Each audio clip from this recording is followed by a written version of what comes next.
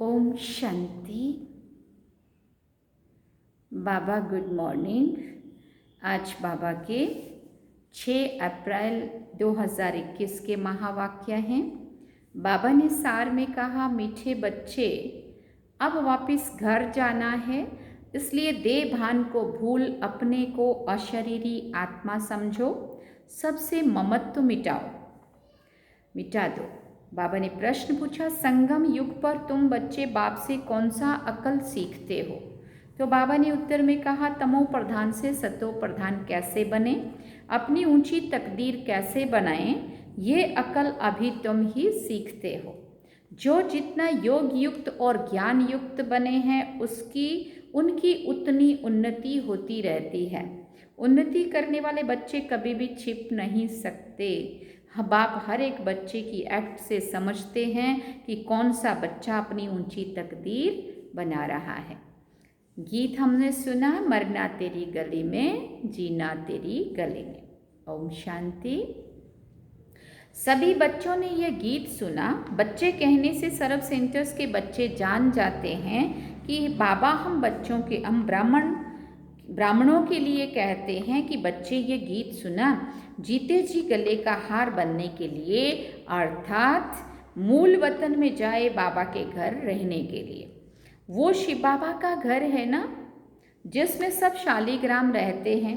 बच्चे ब्राह्मण कुलभूषण स्वदर्शन चक्रधारी जानते हैं कि बरोबर वही बाबा आए हुए हैं। कहते हैं अभी तुमको अशरीरी बनना है, अर्थात देह के भान को भूलना है।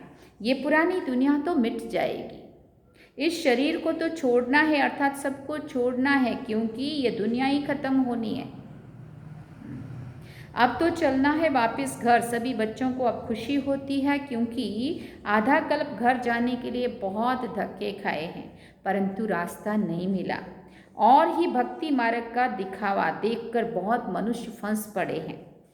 ये है भक्ति मार्ग की दुबन माना दलदल, जिसमें मनुष्य मात्र गले तक फंसे हुए हैं।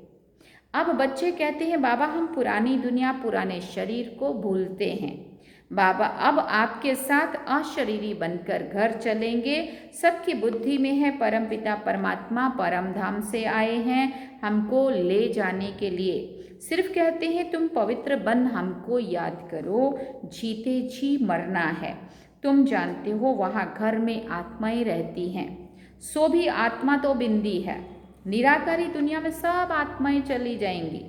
जितने मनुष्य है उतनी आत्माएं वहाँ होंगी। आत्माएं उस महत्त्व में कितनी जगह लेती हैं। शरीर तो इतना बड़ा है, कितनी स्पेस लेता है, बाकी आत्मा को कितनी जगह चाहिए।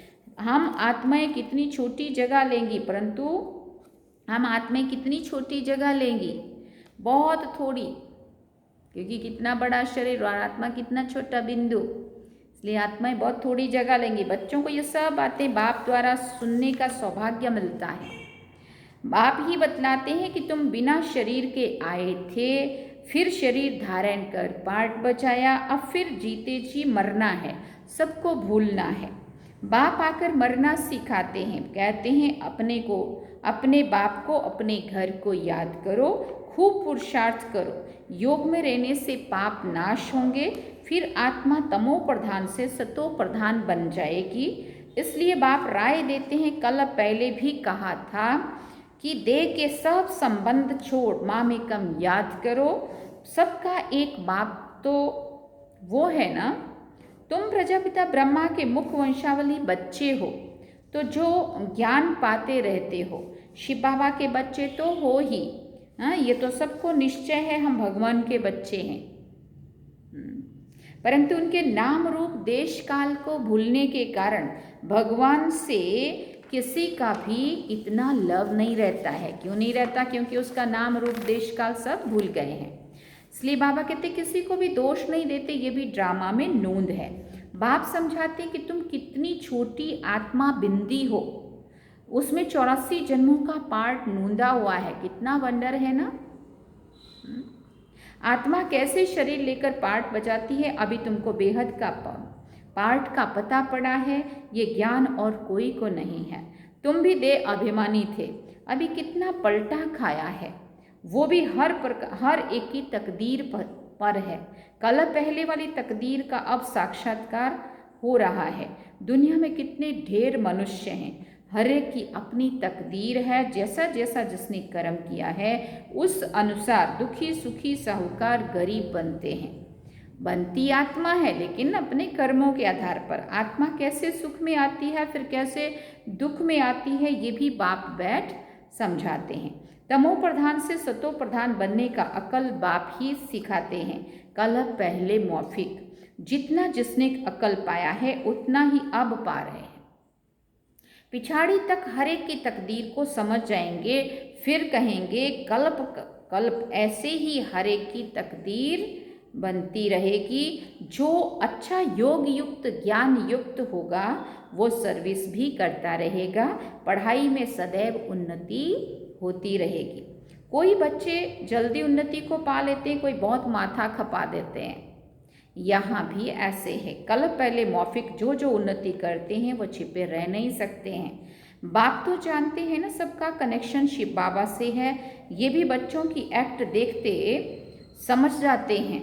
वो भी देखते हैं। इसमें भले कोई छिपाए, हाँ इनसे भले कोई छिपाए, इनसे माना ब्रह्मा बाबा से भले कोई छिपाए, परंतु शिव बाबा से तो कोई छिपा नहीं सकेंगे। भक्ति मार्ग में ही परमात्मा से नहीं छिपा सकते तो ज्ञान मार्ग में फिर कैसे छिपा सकते हैं। तो डायरेक्ट कनेक्शन है। बाबा कहते बाप समझाते रहते पढ़ाई तो बहुत सहज है, कर्म भी करना है, रहना भी मित्र संबंधियों के पास पुरानी दुनिया में है, वहाँ रहकर मेहनत करनी है। यहाँ रहकर पुरुषार्थ करने वालों से वहाँ घर में रहकर पुरुषार्थ करने वाले तीखे हो सकते हैं। पुरुषार्थ है अपना अपना, है ना। अगर ऐसी लगन हो तो शास्त्रों में अर्जुन और भील का मिसाल देते हैं ना। भील बाहर का रहने वाला था लेकिन अभ्यास से वो अर्जुन से भी तीर चलाने में होशियार हो गया। तो गृहस्थ व्यवहार में रहकर कमर फूल समान बनना है, ये भी तुम मिसाल देखेंगे। गृहस्थ व्यवहार में रहकर बहुत अच्छी सर्विस कर सकते हैं। वो जास्ती वृद्धि को पाते रहेंगे। यहाँ रहने वालों को भी माया छोड़ती नहीं है। ऐसे नहीं कि बाबा के पास आने से छूट जाते हैं, नहीं, हर एक का अपना अपना पुरुषार्थ है। गृहस्थ व्यवहार में रहने वाले यहाँ रहने वालों से अच्छा पुरुषार्थ कर सकते हैं, बहुत अच्छी बहादुरी दिखा सकते हैं। उनको ही महावीर कहा जाता है जो गृहस्थ व्यवहार में रहकर कमल फूल समान बनकर दिखाए। कहेंगे कि बाबा आपने तो छोड़ा है। बाबा कहते हैं हमने कहाँ छोड़ा है, मुझे ही छोड़कर गए हैं। ब्रह्मा बाबा कहते मैंने नहीं छोड़ा है, मैंने तो सबको साथ में लिया था, लेकिन उन्होंने मुझे, जो भी गए वो मुझे छोड़ के वो गए, मैं उनको छोड़ के नहीं आया। बाबा तो किसी को भी छोड़ नहीं आए। घर में और ही बच्चे आ गए, बाकी कन्याओं के लिए तो बाबा कहते हैं तुम ये ईश्वरीय सर्विस करो। ये भी बाबा है, वो भी बाबा है। कुमार भी बहुत आए लेकिन चल नहीं सके, कन्याएं फिर भी अच्छी हैं। कन्याएं 100 ब्राह्मणों से उत्तम गिनी जाती हैं। तो कन्या वो जो 21 कुल का उद्धार करे, ज्ञान के बाण मारे। बाकी जो गृहस्थ व्यवहार में रहते वो भी बीके ठहरे। आगे चलकर उन्हों का भी बंधन खलास हो जाएगा। सर्विस तो करनी है ना। कई सर्विस करने वाले बच्चे बाप दादा के दिल पर चढ़े हुए हैं जो हजारों का कल्याण कर रहे हैं। तो ऐसे सर्विसेबल बच्चों पर आशीर्वाद भी होती रहेगी, वो दिल पर चढ़े रहेंगे। बाबा ने कहा जो फिर दिल पर चढ़ते हैं वही फिर तख्त पर बैठेंगे। बाबा कहते हैं आपस में मिलकर युक्ति रचते रहो, सबको मार्ग दिखाने की। चित्र भी बनते रहते हैं, ये सब प्रैक्टिकल बातें हैं। अब तुम बच्चे समझते हो कि परमपिता परमात्मा निराकार है, वो बिंदी है, परंतु वो नॉलेजफुल पतित पावन है। आत्मा भी बिंदी है, बच्चा फिर भी छोटा होता है। बाप और बच्चे में फर्क तो होता है ना। आजकल तो 15-16 वर्ष वाले भी बाप बन जाते हैं, तो भी बच्चा उनसे छोटा ही ठहरा ना। यहाँ वंडर देखो, बाप भी आत्मा और बच्चा भी आत्मा, वो है सुप्रीम आत्मा, नॉलेजफुल। बाकी सब अपनी पढ़ाई अनुसार नीच और ऊंच पद पाते हैं। सारा मदार पढ़ाई पर है, अच्छा कर्म करने से ऊंच पद पा लेते हैं। अभी तुम बच्चों को सृष्टि के आदि मध्य अंत का ज्ञान है। स्वर्ग में सिर्फ भारत ही था और कोई भी खंड नहीं था। तो छोटी न्यू इंडिया में अपना स्वर्ग दिखाएं, जैसे द्वारिका नाम नहीं, लक्ष्मी नारायण की डायनेस्टी का राज्य लिखना चाहिए। बुद्धि भी कहती है सतयुग में पहले डीटी डायनेस्टी का राज्य होगा, उनके गांव होंगे, छोटे छोटे इलाके होंगे। ये भी विचार सागर मंथन करना है। साथ साथ शिव बाबा से बुद्धि योग भी लगाना है। हम याद से ही बादशाही लेते हैं, याद से ही कट उतरनी है, इसमें सारी मेहनत है। फिर बाबा ने कहा कईयों की बुद्धि बाहर में धक्का खाती रहती माने बाहर बुद्धि भटकती रहती है। यहाँ बैठे भी सारा समय याद में नहीं रह सकते हैं, बुद्धि और तरफ चली जाएगी। भक्ति मार्ग में भी ऐसा होता है, श्री कृष्ण की भक्ति करते बुद्धि और तरफ चली जाती है। नौदा भक्ति वाले दीदार के लिए बहुत मेहनत करते, कितने घंटे बैठ जाते हैं कि श्री कृष्ण के सिवाय और कोई भी याद ना आए, बहुत मेहनत है। इनमें 8 की और फिर 16,108 की माला होती है, वो तो लाखों की माला भी दिखाते हैं, लेकिन ज्ञान मार्ग की माला बहुत कीमती है। भक्ति मार्ग की सस्ती है क्योंकि इसमें रूहानी मेहनत है। श्री कृष्ण को देखकर खुश होकर डांस करते हैं। भक्ति और ज्ञान में रात दिन का फर्क है। तुम्हें ये नहीं समझाया जाता है कि श्री कृष्ण को याद करने से कट निकलेगी। यहाँ तो समझाया जाता है कि जितना बाप को याद करेंगे उतने पाप नाश होंगे। तुम बच्चे अभी योग बल से विश्व के मालिक बनते हो, ये किसी को स्वप्न में भी ख्याल नहीं होगा। लक्ष्मी नारायण ने कोई लड़ाई आदि नहीं की है, विश्व के मालिक फिर कैसे बने ये तो तुम बच्चे जानते हो। बाप कहते हैं योग बल से तुमको राजाई मिलेगी, परंतु तकदीर में नहीं है तो तदबीर ही नहीं करते हैं, सर्विसेबल नहीं बनते हैं। बाबा तो डायरेक्शन देते रहते हैं कि ऐसे ऐसे प्रदर्शनी करो, कम से कम 150 से 200 प्रदर्शनियाँ एक दिन में हो जाए। गांव गांव में चक्कर लगाओ, जितने सेंटर्स उतनी प्रदर्शनियाँ, एक एक सेंटर पर प्रदर्शनी होने से समझाने में सहज हो जाएगा। सेंटर्स भी दिन प्रतिदिन बढ़ते जाएंगे, जो चित्र आदि में भी रख सकें। चित्रों की भी इन्वेंशन निकलती रहती है। वैकुंठ का चित्र बहुत खूबसूरत महलों आदि के भारत का बनाना चाहिए। आगे चलकर समझाने के लिए अच्छे अच्छे चित्र निकलते जाएंगे। बाबा ने तब कहा था और कितने अभी चित्र निकले हुए। वानप्रस्थ अवस्था वाले घूमते फिरते भी सर्विस करते रहें, जिनका भाग्य उदय होगा वो निकलेंगे। कई बच्चे कुकर्म कर अपनी आबरू गंवाते हैं तो यज्ञ की इज्जत गंवाते हैं। जैसी चलन वैसा पथ, जो बहुतों को सुख देते हैं उनका तो नाम गाया जाता है ना। अभी सर्व गुणों में संपन्न तो नहीं बने हो ना। कोई बड़ी अच्छी सर्विस कर रहे हैं, ऐसे के नाम सुन बाबा खुश होते हैं। सर्विसेबल बच्चों को देखकर बाबा खुश तो होगा ना। अच्छी सर्विस में मेहनत करते रहते हैं, सेंटर्स भी खोलते रहते हैं, जिससे हजारों का कल्याण होना है। उनके द्वारा फिर बहुत निकलते जाएंगे। संपूर्ण तो कोई बना नहीं है, भूलें भी कुछ न कुछ होती जाती हैं, माया भी छोड़ती नहीं है। जितनी सर्विस कर अपनी उन्नति करते रहेंगे उतना दिल पर चढ़ेंगे, उतना ही ऊंच पद पाएंगे।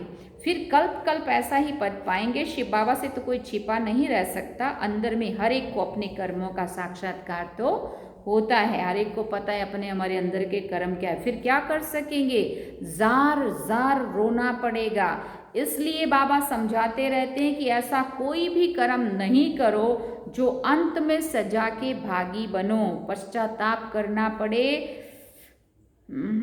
अभी भी समझ जाना चाहिए, अभी भी सुधरना चाहिए, परंतु कितना भी कोई समझाओ तकदीर में नहीं है तो सुधरने की बात नहीं है, तदबीर नहीं कर सकते। आजकल के मनुष्य तो बाप को भी नहीं जानते, भगवान को याद करते हैं लेकिन जानते नहीं हैं, उनका कहना नहीं मानते हैं। अभी तो बेहद के बाप से तुम्हें सतयुगी स्वराज्य का वर्षा मिलता है इस एक सेकंड में। शिव बाबा का नाम तो सभी पसंद करते हैं ना। बच्चे जानते हैं कि उस बेहद के बाप से स्वर्ग का वर्षा मिल रहा है। अच्छा, मीठे मीठे सिकिल दे बच्चों प्रति माता पिता बाप दादा का याद प्यार और गुड मॉर्निंग। रूहानी बाप की रूहानी बच्चों को नमस्ते। हम रूहानी बच्चों की रूहानी माता पिता बाप दादा को दिलवा चांद सिकवा प्रेम से याद प्यार गुड मॉर्निंग नमस्ते। थैंक्स बाबा जी। अब धारणा के लिए मुख्य सार है। पहला पॉइंट, अपनी चलन से बाप का व यज्ञ का नाम बाला करना है। ऐसा कोई कर्म ना हो जो बाप की इज्जत जाए। सर्विस से अपना भाग्य आपे ही बनाना है। दूसरी बात, बाप समान कल्याणकारी बन सर्व की आशीर्वाद ले नंबर आगे लेना है।